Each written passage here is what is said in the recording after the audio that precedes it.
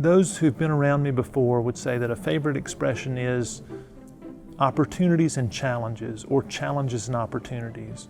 One of the reasons I say that is because we're talking about the same thing, just looking at that same entity through two different perspectives. Because if we look at something and we only see it as a challenge, we're missing that perspective that it's also an opportunity. If we look at something and say it's only an opportunity, we're missing the reality that there's also some challenge built into that situation. So one of those idioms that I often utter is dealing with challenges and opportunities.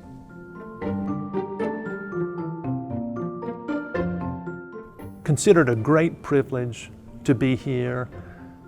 I consider that I have a lot to learn about this college, a lot to learn about each of you.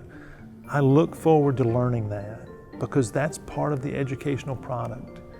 In learning how to learn, I think we can all prepare better for the future of tomorrow because it's going to be different than all of us anticipate.